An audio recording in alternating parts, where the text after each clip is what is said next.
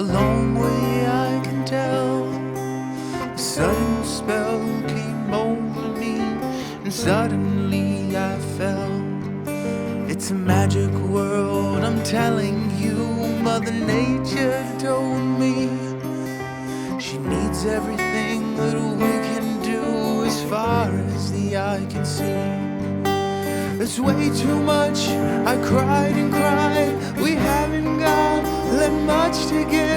It all depends, my human friend, on how you want to live. You're part of me, I think you know, but who made you a king?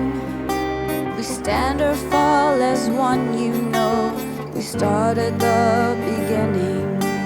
I tried to speak, do you hear me? I warn with catastrophes, do you see me? I'm in pain, do you think I'm real? Please believe that we can heal. But what can I do? This can't be real. It's just a bad dream, hard to feel. Let's pretend it would all go away and be back like any other day. I have spoken from the dawn of time, the wisdom of the grand design. If you are the one who has gone astray, please come back and help today. I'm not high and mighty, I'm alive in all you see. I'll give you a chance to understand. I am even in a grain of sand. I have a message for you, something for all, something to call. Send this message around the world, to the young and old, the great and small. I bring all things together, everything that comes and goes, on foot, on the ground, and flying on wings. I am everywhere you go. Nothing is useless, nothing is dead. I hope you've heard every word I've said. For we are sailing our ship of life through a dangerous storm of strife. And life on earth is in the palm of our hands. I'm hoping we can understand. I'm hoping on a bright new day, together we can find a way. Together we can find a way. All life today, show us the way. All life today, show us the way. All life today, show us the way. All life today, show us the way.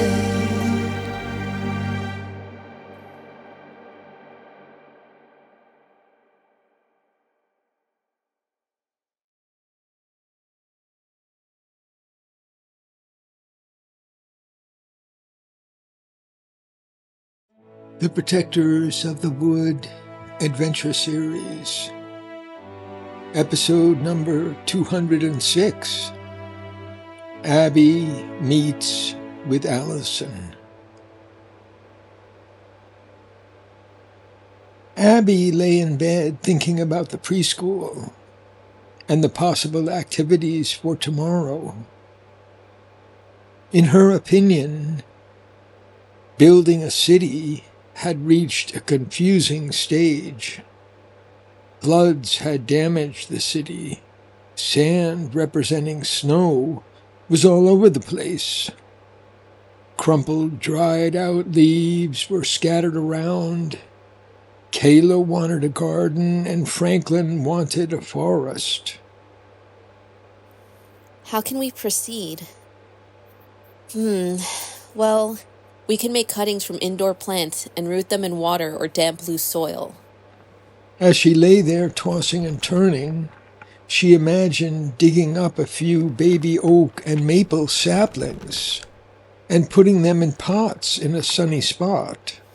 These baby trees rarely get the sun and root space to grow tall under the massive oak trees and maples, but that doesn't stop them from trying. We could find a nice spot with sun and deep soil, and the children can grow their own hardwood trees. The plan might appeal to the children and perhaps provide an ongoing learning experience. Maybe Rose and the parents would see the educational value and they would respect me. But I see two problems. I would have to buy and bring the indoor plant to the preschool first thing in the morning, and Rose and Rob have not had the chance to weigh in on these ideas. But if they don't like the plan, we can just set the plants aside and use them another time. Or I'll take them home. Nothing is lost. Abby was falling asleep, but she remembered to set her alarm early. By 7:30 a.m., Abby was riding her bike to the garden center. She felt foolish. Why not just wait a day and talk to Rose and Rob first, and pick up the plants in the afternoon? But Abby didn't feel good about continuing the building a city activity without a new twist to provide a clear direction. The voice in her mind foresaw chaos if they continued with the city in flood and sand and the children wanting to race their cars around broken houses. Abby had seen no sign that Rob had a solution to the problem. The garden center was, of course, closed at 7:45, but Abby knocked at the front and back doors, the windows, and kept trying. Alison finally saw her through a window and opened the front door. She'll be mad I'm waking her so early. At least I've got money to buy these plants. I hope I don't wreck them, carrying them on my bike. Just the person I wanted to see. Let me give you a hug. Now, isn't this an amazing coincidence? Come in. Abby followed her to the small kitchen in the back where Alison poured her a cup of coffee. First, tell me why you're here, and then I'll talk. Abby explained her activity for the preschool and worried the whole time about what Alison wanted to say. Well, we have what you need. Several full, radiant, hanging plants in the greenhouse, ready to go. A philodendron and an inch plant should be perfect. It's her eyes, so confident and mysterious, like pools of dark water that glitter and sparkle. Abby sipped coffee and waited. Alison seemed to be gathering her thoughts. I hear you're going to Evansville this weekend. Yes, I am. Is that good or bad? It's good, but Chi-Chi tells me you'll be meeting with important people. People interested in our energy project. I have information for you. I need information badly. Please help me out. These important people seem to think I'm the spokesperson for our project, and I don't know much about it. Now don't get frantic. Alison reached out to Abby's hand, resting on the table. You've made no mistakes. Things are moving along nicely, but they're speeding up faster than we expected. I hear you're going with Phoebe and Abby. Well, you certainly are well informed. God knows how you find out things. Don't worry, I'm not looking over your shoulder or spying. Chi-Chi talked to Phoebe, and then he talked to Sonny Walker, who had spoken with Yuvia. But why the concern? It's nothing new, just the same concerns as before. The only change is that Wendy sees this autumn and winter as a crisis time for our plans. Chi-Chi has been speaking with her more frequently. They're pushing biogas production and distribution like mad. And he says Wendy even wants publicity. Publicity? What kind of publicity? That's where you come in.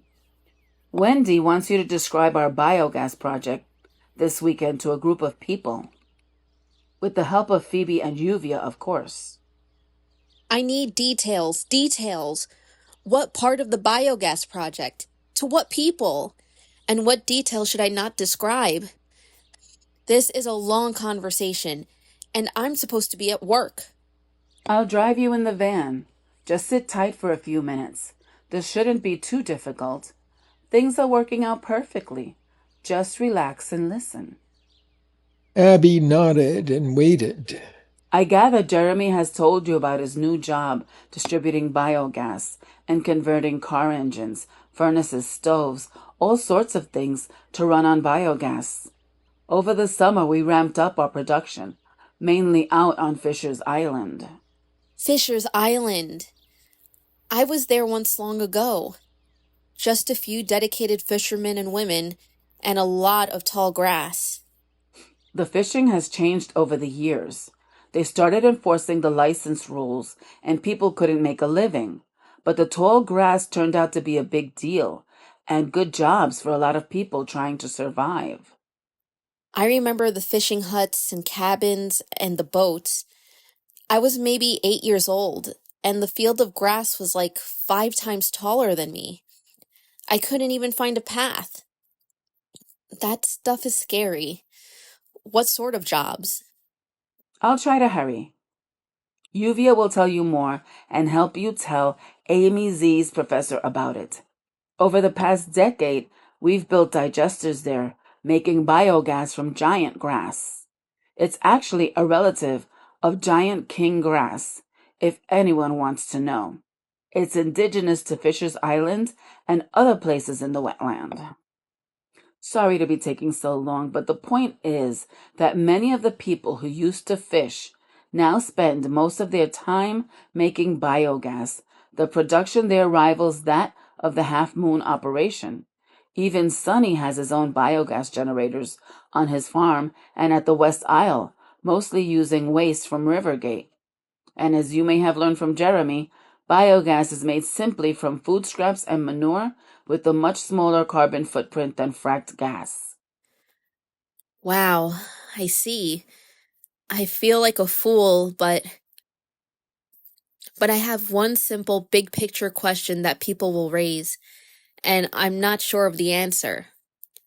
Why is this better than fracking? And is it possible for this effort to make fracking a thing of the past? It is possible, but we must work together to make it happen.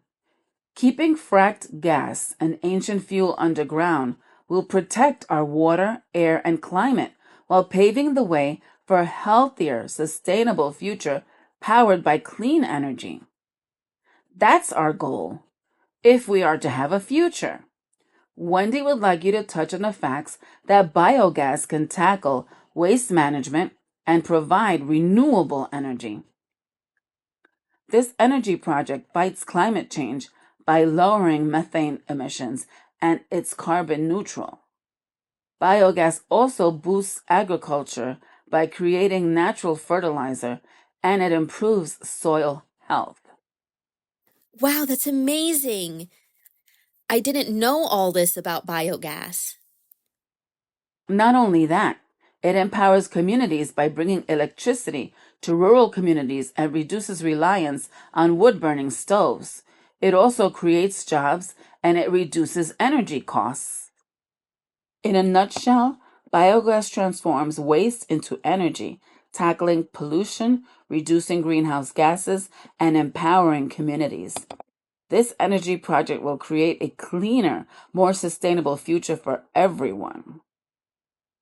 Millions of households are already using this technology.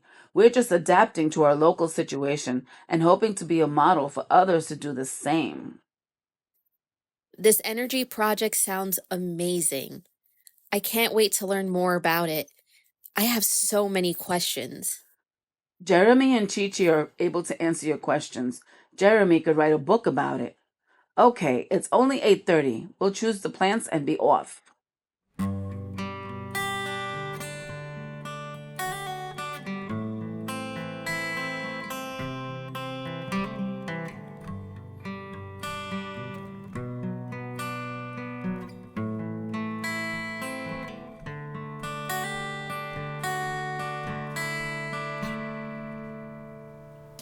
The sun is rising in the bright blue sky. The world I know it comes alive, and I'm feeling like the time has arrived to be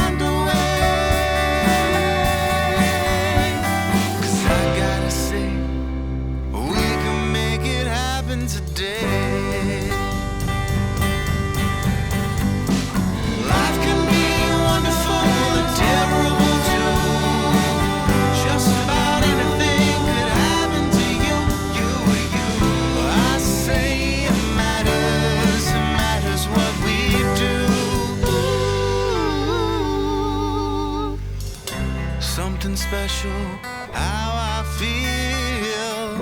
Now I finally know that it's real, it's real. And I think together we might find a way. Cause I gotta say, we can make it happen too. I gotta say, we can make it happen too. I gotta say, we can make it happen too. I gotta say, we can make it happen today.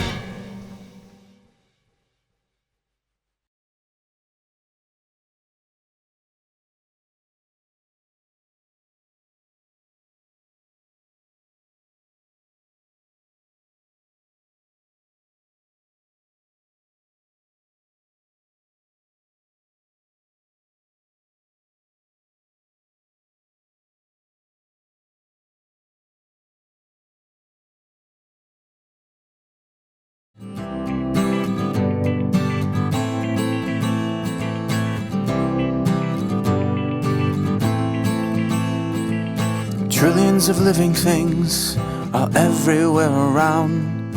Our lives are all planted deep into the sacred ground. There's everything to love and everything to fear. It's planet Earth in the universe and nature lives here. It's planet Earth in the universe and nature lives here. It's planet Earth in the universe and nature lives here. It's planet Earth in the universe and nature lives here. And nature lives here.